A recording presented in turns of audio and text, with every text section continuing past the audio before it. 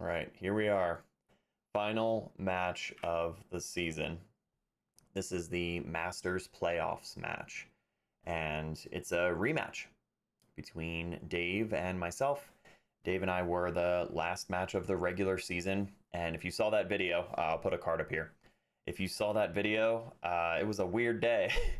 Like I mentioned, I had some personal stuff going on, and I came in feeling pretty exhausted and just a lot of lapses in focus and gave up so much in that match. So coming into today, there was a lot of pressure. There's a lot of pressure to putting pressure on myself, to be clear, pressure to redeem myself from that previous match with Dave to try to show a better game, to try to culminate the season, all the work that I've put in here, with all the time that I've spent practicing, and pressure to perform and to win.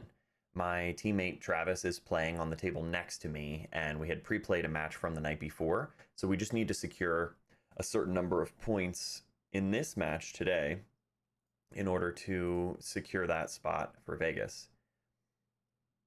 And opening up here, I do decide to go for stripes. I want to come off the 15, set up for the 13, ideally for a breakout. The option of playing into the 12, but it doesn't send me into the pack, and obviously this is our problem here. So either ending up above the 13 or below the 13 into this rail would have helped to send the cue ball into the rack, but I end up pretty straight on the 13 ball. And so again, just to recap, coming into this match today, I'm well rested, I had food, I hydrated, I did all the things I needed to do to take care of my body, and I felt like my mindset was good. And then as soon as we hit that lag shot, I'm shaking. It was a crazy level of nerves, just this tremendous amount of pressure, like I mentioned, to come through and to perform.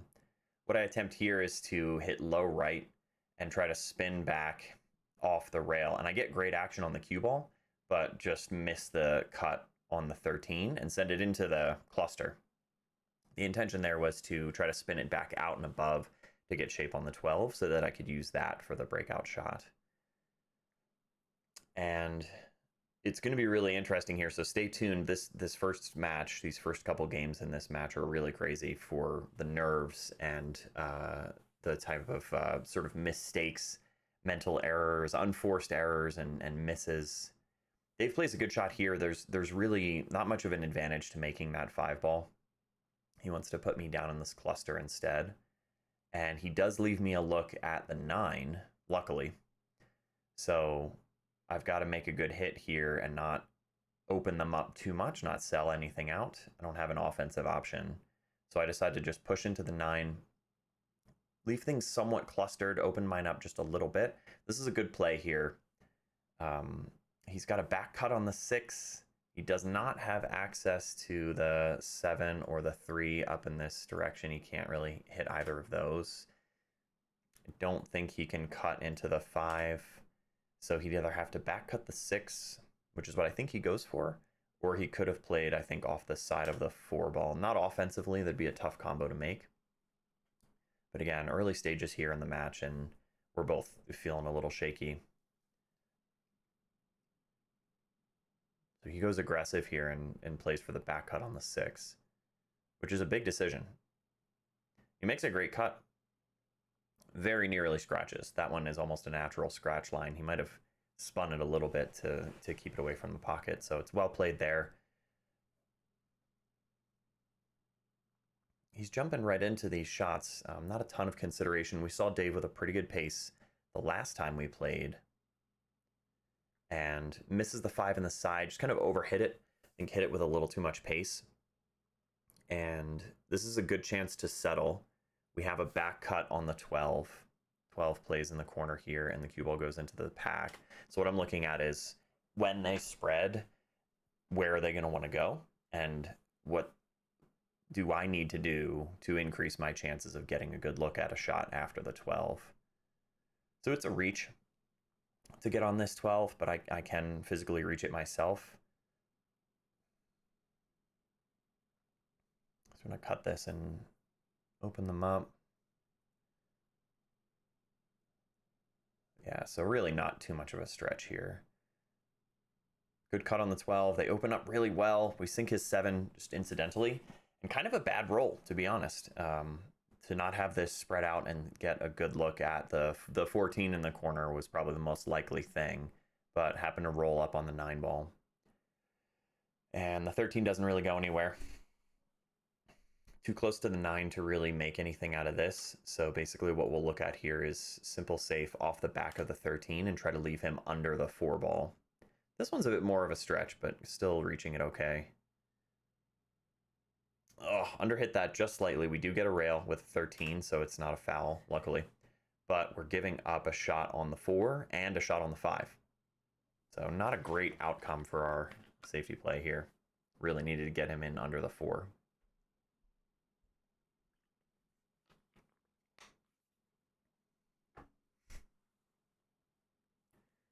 So he's going for the 4, might graze the 8, takes him up table. Yeah, plays pretty full into the 8. Too full. So undercut the 4 ball. It kind of sits there, the 2 and the 4. And you can see he's kind of a little jumpy. This could be another good chance to settle. We played the 12 really well, but didn't really get a good result. And so mentally at that point, I'm still not feeling a rhythm. Still kind of feeling stifled and frustrated, which is stuff that I'm working on. I think, again, that's the premise is like drop into the body, trust your stroke, all the same kind of things that we know, but that we might not always be aware of when we're competing. So, by the way, the play here, yes, is to do exactly that. Try to open up this pocket by playing the 14 into the 4 ball. Who cares what happens to the 2 and the 4? Well, who cares what happens to the 2? We were hoping that the 4 was going to get pushed out to open up the pocket for the 8.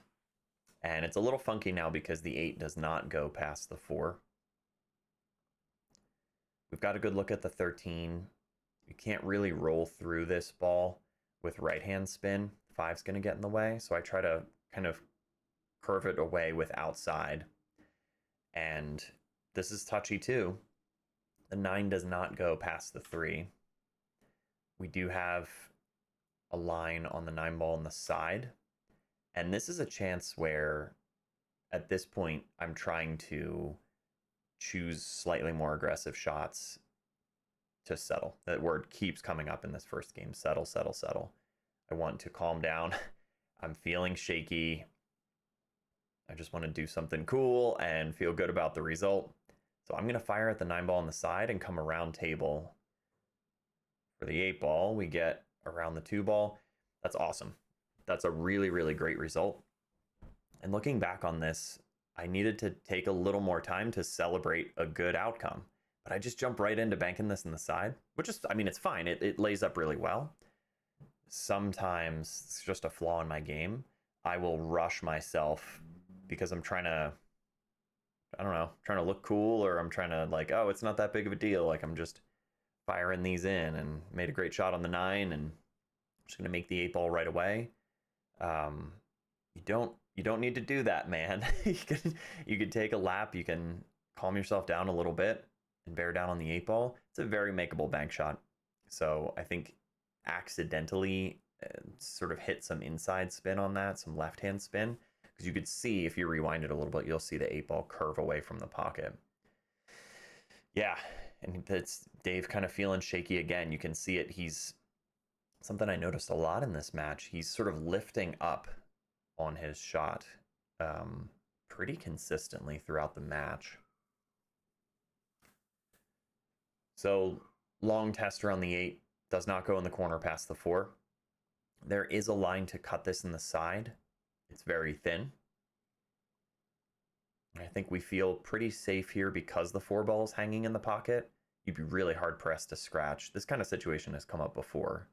Maybe in that match against John Boy, we had something kind of like this.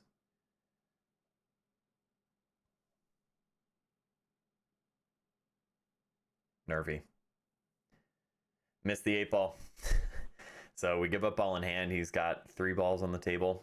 Pretty routine out. And the 8 ball goes anywhere once those 3 balls are taken care of. So at that point, you have to feel like you are just giving away the game. To me, regardless of what Dave does here, that's a loss. That's how I've been thinking about these games. You have to assume that, especially if you're wanting to go to Vegas for this World Championships coming up, you have to assume that your opponent's a monster. You're playing the ghost, basically. If you give up ball in hand with this kind of layout, you're done. That's a loss of a game. So even there, he's kind of standing up a little bit. Definitely not staying down long enough. Could be affecting his stroke, his kind of stroke mechanics. A couple options here. You can just kind of punch off the rail for the 5. You don't need to get fancy. But you could certainly roll through this with a high ball. Is that he's standing up again. Kind of jabbed at it. He is still feeling it. I think mentally there's probably a lot going on for Dave right now. And I jump right up. Kind of a quick pace again. Call it in the corner. We know where it's going, but I mean, take a breath, right?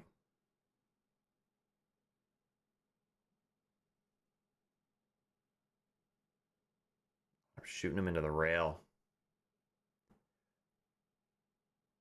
At this point, I'm downright angry. Kind of a blessing and a curse, I think, that this match was filmed in such a way that we don't see a lot of facial expression. He's shaking it out too. You can see the nerves, but we don't see a lot of face in this match, which I think is good because, man, there's probably some cringy stuff in there. Nice shot by Dave. Way to get close down to the 5. Plenty of options to get shape on the 8. But I kind of wish that there were more facial expressions in the match, because at this point, if I remember correctly, I have now gone to the far side of the room, like fully away from the table, walked away from the table, and I'm jumping up and down, and I'm shaking my limbs out, and I'm deep breathing, and man, I was a mess at the beginning of this match. But you'd never guess it just looking at the video, because, like, you know, when I'm down on the shot, I seem fine for the most part. Sharp, even in some cases. I mean, I looked fine on the getting down on that 8 ball. But that kind of shot, that back cut on the 8 ball, that's a 9 out of 10, 10 out of 10 shot for me. Set that up at home, I will never miss that shot. But rushed it a little bit. Jabby kind of, I don't know, precipitated stroke. Dave takes some time on this, which is fine. I mean, he's calling it in the corner, but he definitely wants to make sure that he doesn't scratch in the top right or to come cross table and scratch in the same pocket as the 8 ball in the bottom right. Both are possible here, depending on how you hit this 8 ball, so he really wants to make sure that it goes down. Again, props to him. I mean, I could have used a little bit of extra reflection time on my 8 ball. And just to hit it a little smoother. It's that slow backswing that we've been working on. It's still not fully integrated at this point. It doesn't show up enough in matches.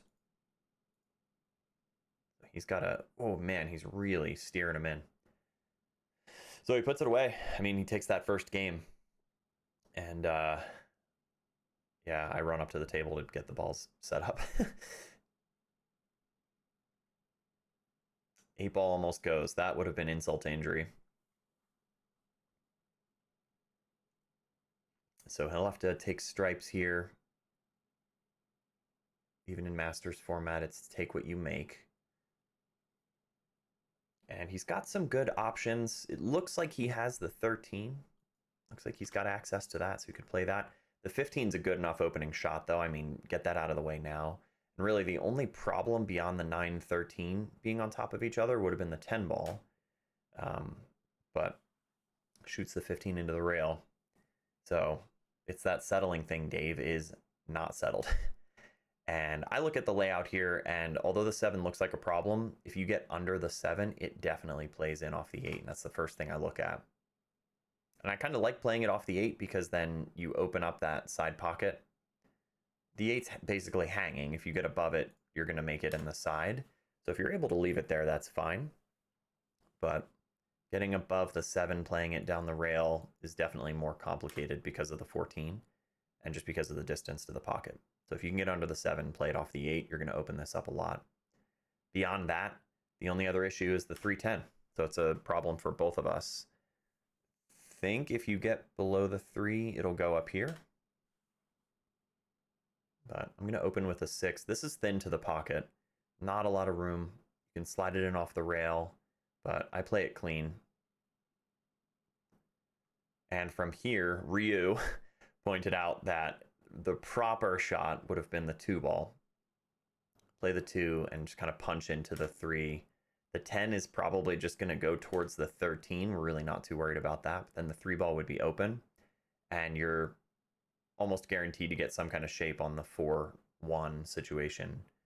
I opted for the combo instead. I played it with some pace because I knew the 4 ball was going to track down table, and I wanted to try to give it some space past the 9 and the 13.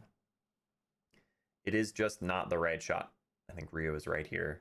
Should have played the 2, because even with pace, it's still blocked by the 13. The other issue is if I had added even more speed, maybe the 13 moves, but it's going down here and the 9 ball is going over here, so you just end up gridlocking your 5 ball. Which, all that stuff is sort of hard to anticipate just looking at the combo, but still, there's no reason to play that combo and complicate things at all when you had that 2 ball to begin with. So I hammer the 2 ball in here, wanted to sort of punch follow down for the 5. And again, I think the 3 will go if you draw off the 5. But now the consideration is the 4 being the problem ball. I don't have a way. Yeah, I get lined up on the 5, but I don't think that's what I go for. Yeah, we don't want to do that. You could draw back for the 3, but then getting from the 3 to the 7 or the 3 to the 4 would be really touchy. The angle that we have right now allows you to not only play the 3, but to kind of drift through, maybe get below the 4, or pull off it, play into the 9 ball or the 13. Some good stuff can happen here.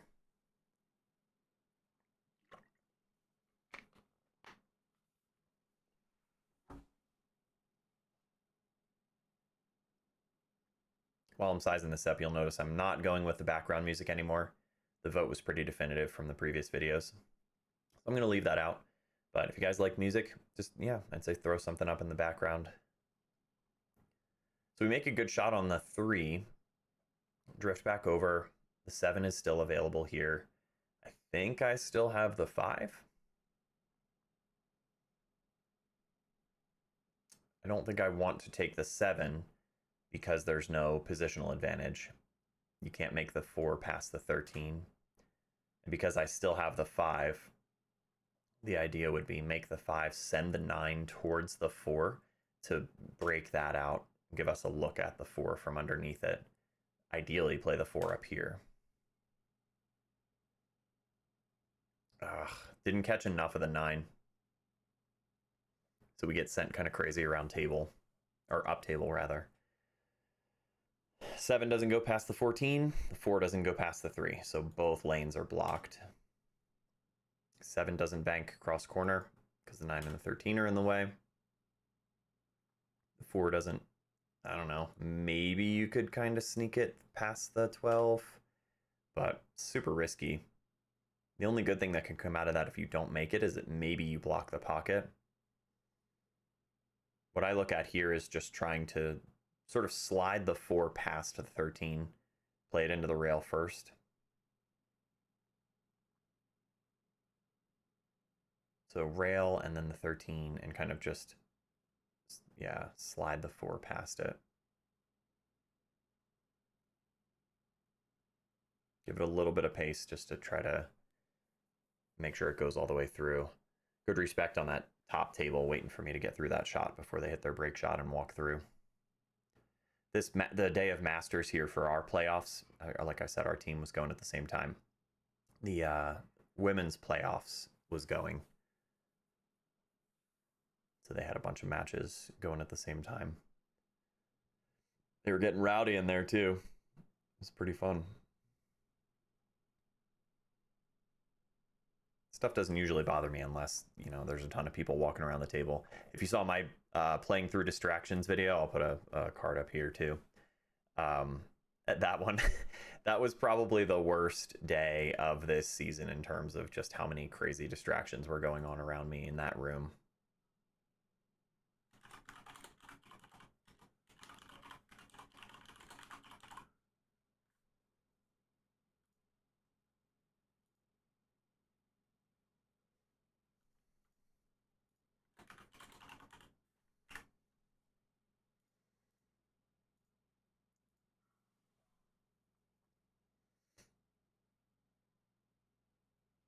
So kind of tough situation here. I caught ahead in the video because I was getting my jump cue out.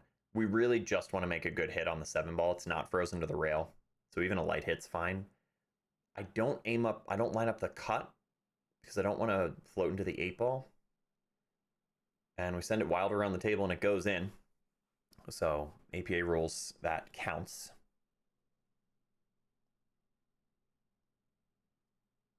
Not much of a reward. Kind of get punished for it, right? We're down table. We can't make a good hit on the 8. There might be, I don't think the 8 was frozen to the rail, so you could probably get a good hit from back here. But it's only game 2. And again, I'm trying to do stuff to get myself into the zone. So here's an opportunity to use our 2-rail kicking system. And you guys have seen this before if you watch my videos. And I'll show you kind of how I line it up. But basically, you're looking at a line between the 8 and the cue ball. The center point of that line, more or less. Aim that to pocket. Forgive the kind of curvy line. So yeah, something like that. Pretty close. I'm going to be better at it on the table. Aim that to the pocket and then shift that line over to the cue ball. That's where you shoot into the rail. You'll come off that second rail to make good contact. You hit this at the right speed, there is a good chance you knock in the 8 ball, so I call it in the side. Oh man, it's so close. I was kind of baffled that it didn't go in, but I think looking at it now, I overcut it. So I think I just sent the 8 into this first point. Speed was all important there, so maybe overplayed the speed a little bit.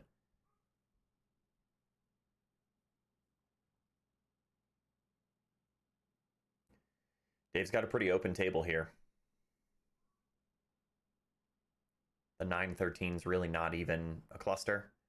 Good opportunity to just play confidently, open up your stroke.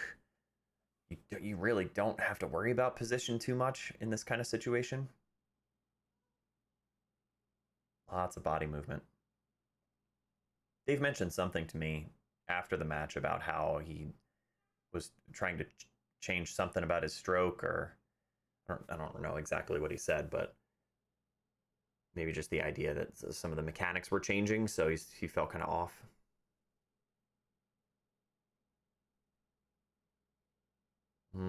Underhit this one. He's not going to like this. Ends up right on top of the 13. So the 13 still cuts. I think you probably just take that thin cut. He gets right down on the 15. Jacked up over the 13. It's very missable. Yeah, he digs into it. All right, here's a chance at redemption. We're not missing this 8 ball, right? We got to put this one away. Get level.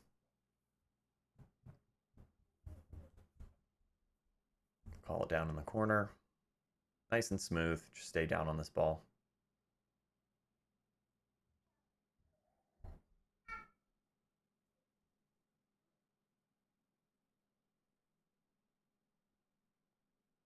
There you go. All right, you're going to feel a little better after that one. All right, good cue ball. Stayed nice in the center of the table. Better spread. But a dry break.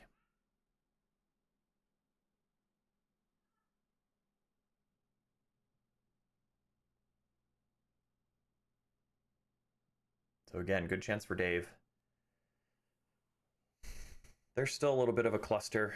14, 1, 13 situation down here.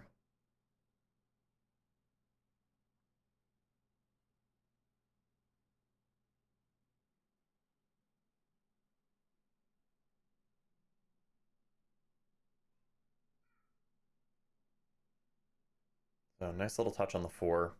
I guess he likes clearing up the other solids, and maybe the 7 gives you a chance to break out the 1, or if you get below the 6, you can come back up to bust that out. I don't believe the 1 goes up here past the 8 in the corner. So it, as it stands, does not have a pocket.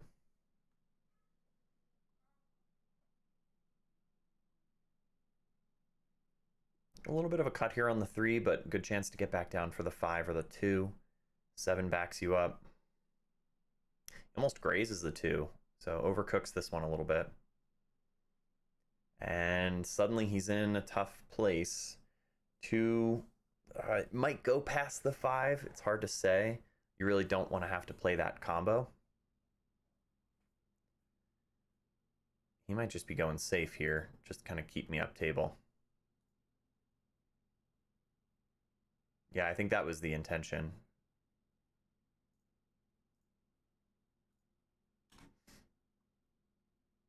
And it worked out pretty well for him. I mean, he gave me a look at the 11, but doesn't go anywhere but the side. So I think the option is play the 11 on the bottom side, let the cue ball float down table. And you end up with a look at the 12, or you get down here and you can start to make something happen with a cluster. Claim the pocket, play the 9 into the 6. We're starting to feel a little bit better here, but still a weird couple first games. So I remember my mindset, just like my emotional state was still not calm. So this worked out okay. I think I let up on that a little bit, maybe sort of last seconds deciding that, do I really want to make this ball? Which is not great. You need to commit one way or the other. So it finished all right. He's got the 7 that probably goes in the side, definitely goes in the corner. He's gonna, yeah, just kind of send this up table, and he may not be too worried about missing it. Gets that one though. So 2 ball doesn't really work past the 10 and the 15. He's got access to the 5, but no positional advantage to that. So we're starting to shoot ourselves into a corner here.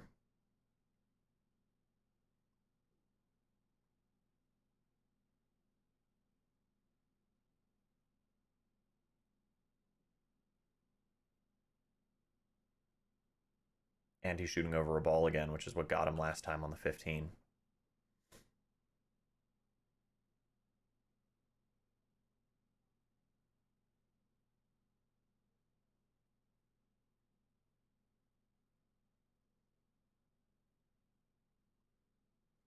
Yeah, he jumped up on it. Okay, we're going to get a good look at the 12. So he's still feeling pretty unsteady, you can tell. 11 doesn't go in the side. I'm going to follow down. We know we've got to figure out the 14, 13. There's a lot of problems here. The 6 is causing most of the problems.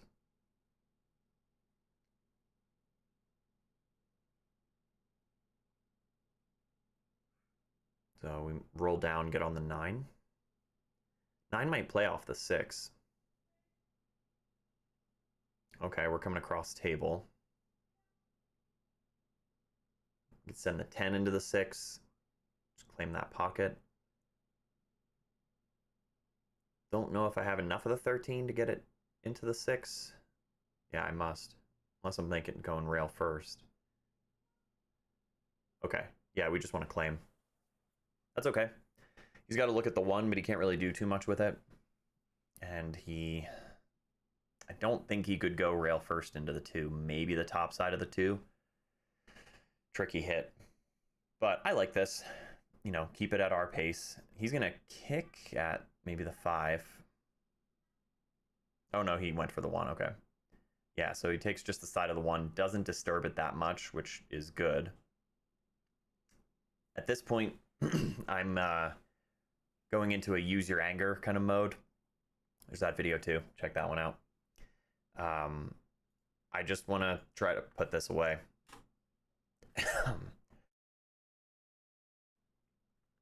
So just go more aggressive.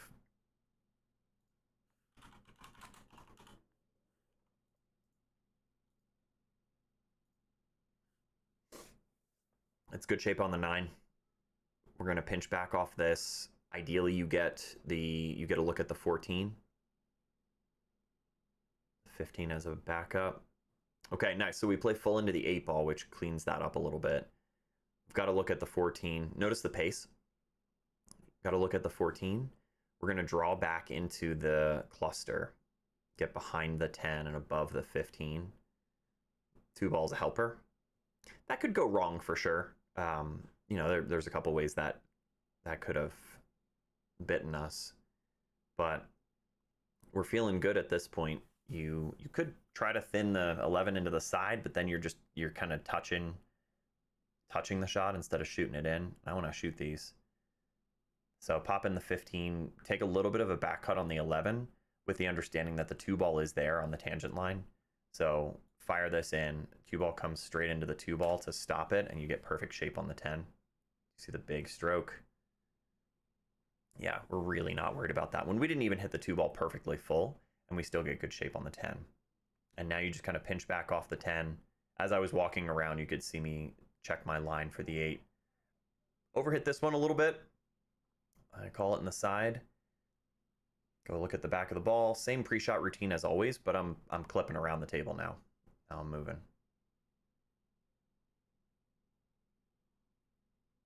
A little bit of a back cut. Yeah, center pocket. It's a good one, man. That's how we need to be playing right now. That puts us up 2-1. Make a ball on the break. I think it's just the one solid, though, so we will have to take solids. Nope, 2 solids. Definitely taking solids. And it's a weird layout to start. Crazy kind of 3-ball combination or 4-ball combination. Might be hard to resist that. Even if you're missing it, decent chance you send something closer to the pocket. So I line that up. I've started to relax a little bit by this point. Here's some audio coming. Yeah, that's it. They want me. Yeah, no. So at that point, the other team's captain let his player know, let Dave know that my team had reached the amount of points that we needed to make it impossible for them to catch up. So the decision is made that we have won this match, and there it is. My little celebration to the camera, those of you who are watching the live stream, that's what that meant. I wasn't able to talk to the camera, or chose not to talk to the camera because I don't like to do that during the match. But man, when I tell you how relieved I felt at that point, knowing that Travis was pulling ahead in his match, and I'm ahead, but not by a lot. Travis and his opponent started with 9-ball, and they were just ripping through those. Travis was playing well. So they got a bunch of points, and at that point, it was not possible for the other team to catch up. So I had already started to find a gear in that last game, getting out with that weird cluster, and then I heard the decision that we were going to win the match. Felt really good. So it's kind of a combination of factors, and you're going to see the turning point in the match from this point on, how differently things go, with one notable exception. But it's really interesting to see because of this team format, because you know it's not just about you, that your team's counting on you, right? Your buddies need you to play well. That's why a lot of us prefer the team format. Dave's got a tough decision to make here. He's playing a combo with the 12. Hey, and the 14 cooperates. It's a good shot. He kind of sends him wild. 13's not in a great position. So once the decision was made, that they realized that basically the match was over. Dave and I did agree to continue to play. He said he would like to continue to play, and I wanted to as well. So we're just playing it out. And I think what you also start to see is Dave might relax a little bit too, because pressure's off, right? Okay. So undercuts it, misses it in the side. Sent it towards the 8-ball. That could have been disastrous, but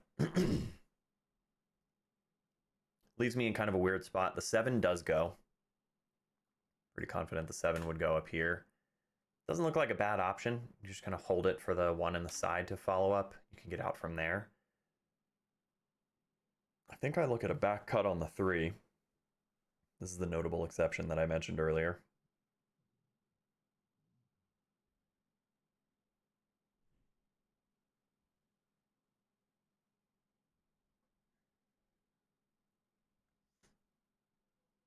You could play the combo, I guess. You could play 5 to the 6.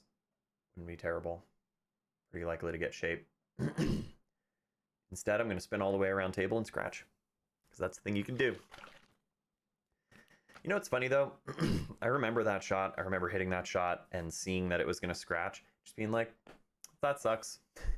Like, you know, I was disappointed, and you don't want to do that. Obviously, you don't want to give those away.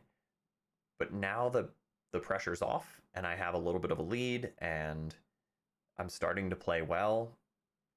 There were just these factors making me feel so much better as a whole and kind of insulated me against that stress or the disappointment coming up from scratching in that case. You don't want to relax too much, right? You don't want to just go kind of blasé and just like it's whatever and just accept that you're going to scratch that way. And obviously you're giving your opponent ball in hand with a pretty simple run out. You could easily get shape here from the 13 to the 8. Just kind of float up.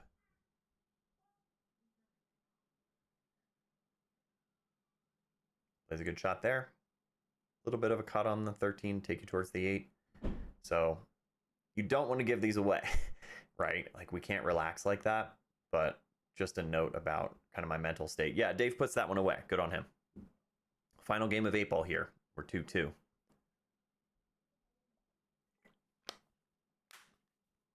Scratch on the break, huh?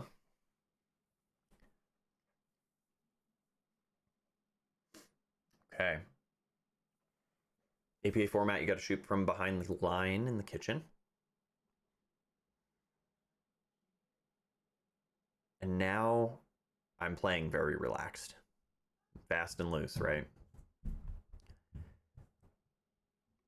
I take stripes because I'm not worried about the cluster. There's enough going on down in that cluster with the stripes that we can open it up. So I use the 13 to get down there. I'm going to play the 12 for 10. Push the 12 up. 4 roll gets out of the way. So that worked out well. I line up the 9 to the 12. We know that we're sending the 9 up table just a little bit, but not that much. And the 6 could even stop it for us. So we want to roll through to get shape. 6 slowed it down.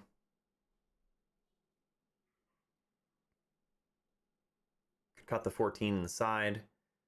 I don't know if I had the 11 here or not, but not a great positional advantage to it. I must have had the 11 because I'm lining it up.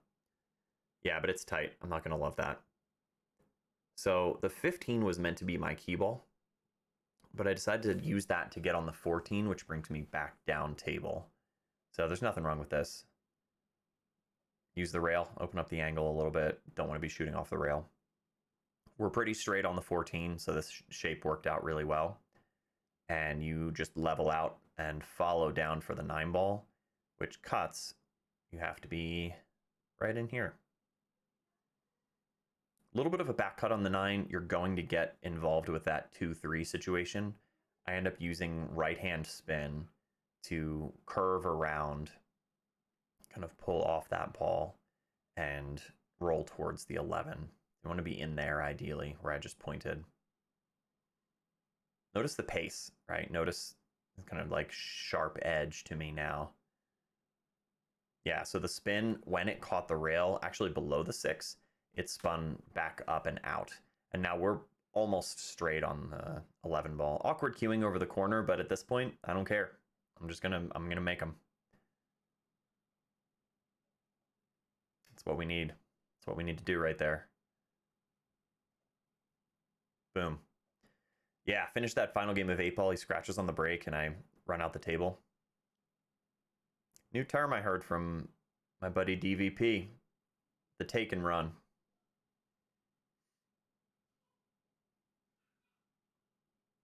So I can't continue the momentum here. I've got to look at the 1. It's really thin. I opt for a push because I want to challenge him.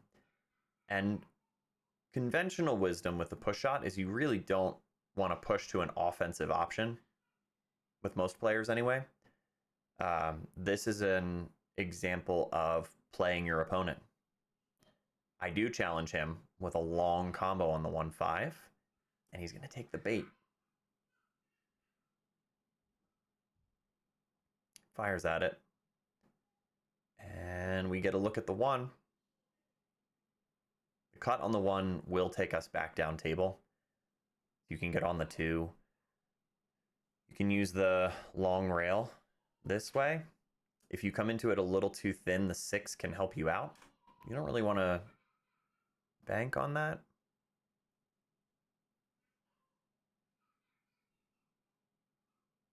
Yeah, a little too thin. And we came full into the 6, but still got to look at the 2. Push the 8 into a place where you could play the combo. So definitely called a roll there. I'm keeping that same kind of pace, but definitely rushed into this one a little bit. So undercut the 2, sent it in that short rail first, and it does not make the 8. Took it for granted. I felt like the 8 was hanging and was kind of guaranteed to go.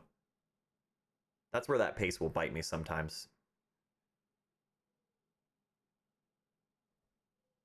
So he's in good position here. It's really just get from the 4 to the 5. Pretty much from anywhere the 5 to the 6 is not going to be too complicated. So you can just roll up for the 4 in the side. You could stop it there for the 4 in the corner. He goes for kind of a stop on it. Man, so he really slid that in. That body movement's stinging him today. So he's got a great line on the 4. Just, don't get hooked behind the 6. Head movement on that one. It scratches. We got to hurt him for this one. Killer instinct. No mercy today. Especially not since we're catching a gear. It's, roadmap. Get out to the center of the table.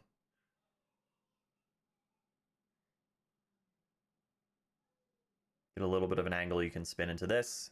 I like to play this with left-hand spin and come around 3 rails. And get above the 6.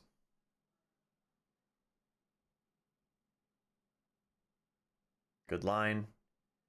Speed was funny. I mean, perfectly straight on the 6, basically on the rail all the way up table. You can't get hung up on that though. You got a shot. Take what you get. So I hit this with draw. Just make sure you get back above the 9. And I pull it back quite a bit. It was really funny. So I was watching it. I was obviously right behind the shot line, straight in on that. I'm laughing about it or joking with Dave or something. But I was watching it. I shot it straight in. The draw brought it straight back. And then as it got to the side pocket, it started to curve just a little bit towards the side pocket, which is just a table roll at the end of the day. I mean, I hit it straight, drew it straight. That one worked out fine. I could have hit that a little better. But at the end of the day, it's a good out. It's what you got to do. Take that ball in hand and punish them for it. All right, we're up 4-2 and feeling good. Good cue ball. But no love on the break. Dave was having trouble with the racks. I don't know if the spot was unlevel or something, but he had to spend a lot of time trying to get the rack right. Nice. So he had access to the 1. 3's in a fine position. Better now, having gotten pushed down table. So you can just hold this. Make sure you give yourself a little bit of an angle to get back for the 4. That's a little angle. Maybe not as much as you would like. Still doable. I mean, you could even roll through this. You could go high ball. Come around 2 rails for the 4. Looks like that's what he's gonna... Yeah, he's doing that. But he bumped into the 8. So from here, you could go safe. Kind of go thin off the 4. Send the 4 down into the center of the short rail and send the cue ball up table. But he might just try to bank this in. I think he does. Played the bank, and it does not cooperate for him. And I have an edge on the 4. So a very playable cut shot. You don't want to try to hold it to keep it down here for the 5. You do want to shoot this in. So you can kind of come out and back, or even play into the 5.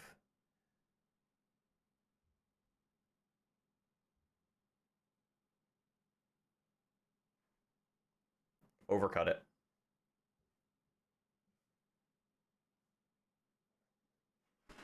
Yeah, I think I was trying to go down and back. I was trying to go 2 rails back down below the 5. I wanted to keep the cue ball, keep a little bit too much energy into the cue ball, which is why I overcut it.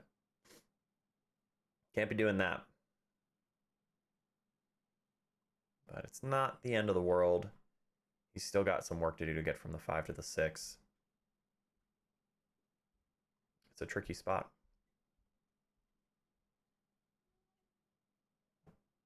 Yeah, you're going to be rolling into the 7. So he overcut the 5 quite a bit. Oh my.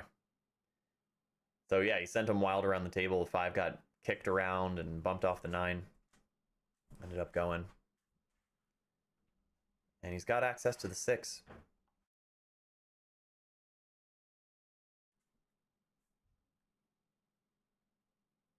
If he makes a good back cut on the 6, he'll get shape on the 7. Oh, a lot of adjustments.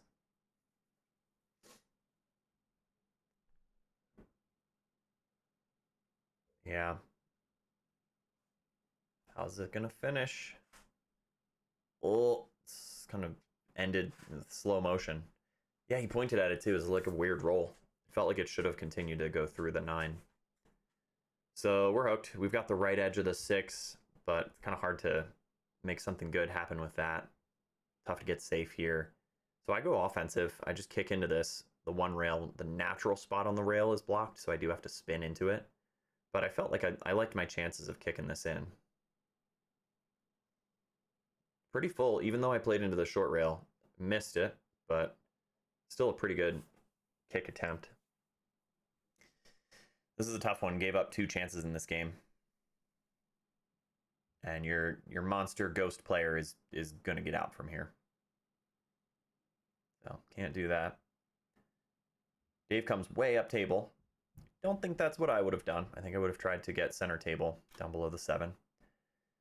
He's okay. The 7 goes on the side. But he's not going to love this because he's still feeling a little crunchy.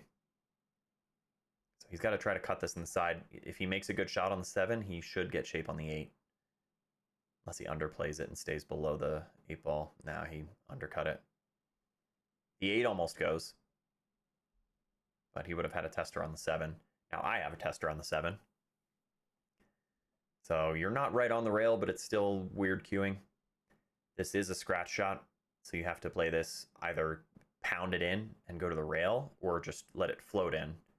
So I float it and trust the table, which is not always the indicated approach, but we make it work here. Yeah, this is the pace, guys. Don't need to mess around. We know what we're doing. High ball, a little bit of inside. Takes us naturally over to the other side here. Pop this guy in, put us up to 5. That's the way to do it. See how the break looks. Not bad. Drove it to the rail. Got knocked around a little bit. So here's a good spread. Enough of a back cut on the 2 that we can get over for the 3. Get an angle on the 3. You bounce over for the 4. Really, the key shot is the 4 to the 5. And here's that same 8 ball shot that we missed. More opportunities for redemption.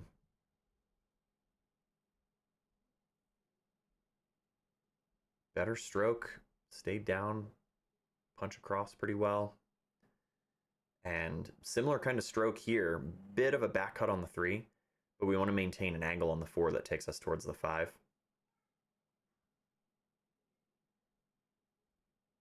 So we want to go look at that. I like this habit, even though it's interfering with our pace a little bit. You still want to you want to check your lines. Sometimes this is the key shot, like I said, getting from the 4 to the 5. So we got to get good on the 4. And not have to shoot over the 6. So this is, I mean, we're looking good here. Low outside, so low right-hand spin. You come down off the table this way and use that second rail. There it is again. Second rail to open up that angle. You don't need to get cute. You don't have to get too close to the 5. That outside spin is a little weird because it kind of throws the ball to the other direction. So you have to almost aim to miss. Sort of a weird thing. But I've got a pretty good feel for that. And what I was looking at there is kind of drifting down, floating up above the 6. Use that long rail. Second rail again, right? You got to do it. You could hold this 6 ball. You're not totally straight on it, so you could get into here, or you play it into the rail, which I like, bounce back out. As long as you get under the 7, you should be able to get from the 7 to the 8. This is fine. It's another aspect of the game. Just play good enough pool. You don't have to play perfect pool.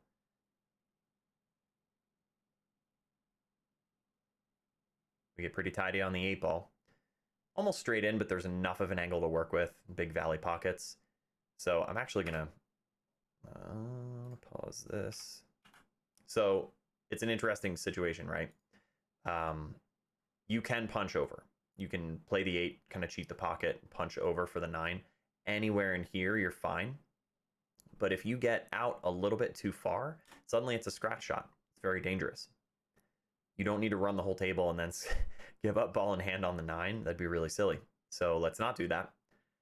I think what I like looking back on it, because I trust my draw stroke, play this with a straight draw stroke, come back down, and just get below the 9 down here.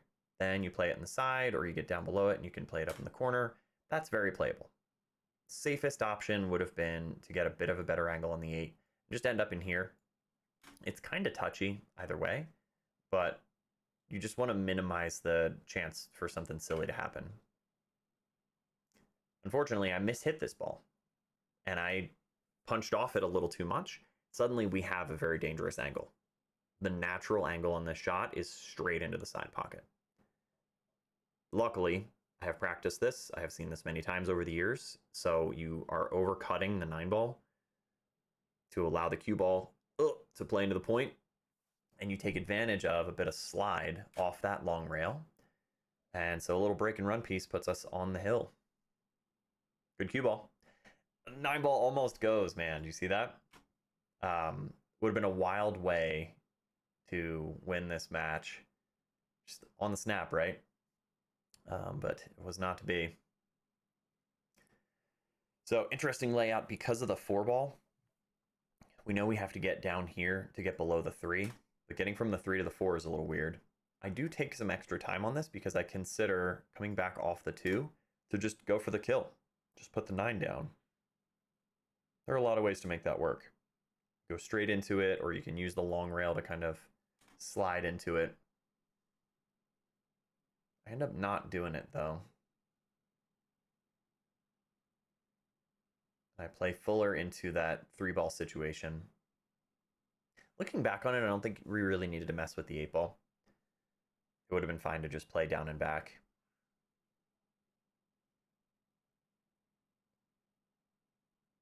So from here, you kind of come down table. You can send it towards the 4 ball. Hitting the 4 ball might open it up a little bit to where you can make something happen with it. Maybe a 4-9 combination. I don't think I have enough of the 3 to just draw back across table. So I'm coming down, kind of curving at them, but yeah. So we're behind the 6. We can't long rail kick at the 4 ball anymore. We could short rail kick at the 4 ball rather. We could long rail kick at it this way, but that's tough. So I decide, whatever. I'm just going to remove the 4-9 possibility here because I don't want him to get out quickly. And again, this is like a challenge your opponent to get out kind of thing. It's not the recommended approach for, you know, your Vegas situation if you're playing some monster. And in pool, like we all know, no lead is safe, right? Dave could suddenly just like turn this on and start getting out and playing really, really lock up pool. But I didn't want him to have an easy out, and I didn't like my chances of getting a good enough hit on the 4 ball. Maybe make your hit, but then what, right? Like, it's going to line up something silly. So he had to get from the 5 to the 6, and it's tricky, but he's okay. He's got to look at the 6 ball. He's really just got to bear down on the shot. The position is not guaranteed, but it is there.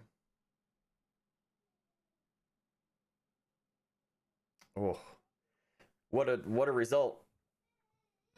Misses the 6 big time and fires it into the rail, and cue ball bumps the 8 in, and the 6 goes around table and go back in. He's just firing at him now. I don't know. Yeah, he had enough of the 7. He overcut it. And it might have gone back in. Might have gone back in that lower left corner. So here's a tasty snack for us. I'm shaking out the cue because I'm feeling that kind of rush. But basically, stop shot. Pinch back a little bit of draw if you want to get cute, but you don't have to, man. Just make the 7. Yeah, I pinched it because I like to get cute. 9 ball for the win. Let's put this one away. Big breath.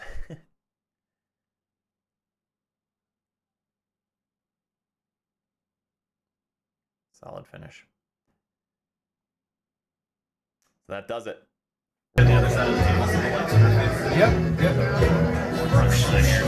Well, I'll leave these here, and then I'll go over there so we got the light. That works. I'm gonna go right in front of you. You videoing? Keep going. Go ahead. You have an iPhone? I just he handed me his phone and he asked me to video us. Kevin was giving him the Anyone here look trophies. like Travis? He looks like Travis.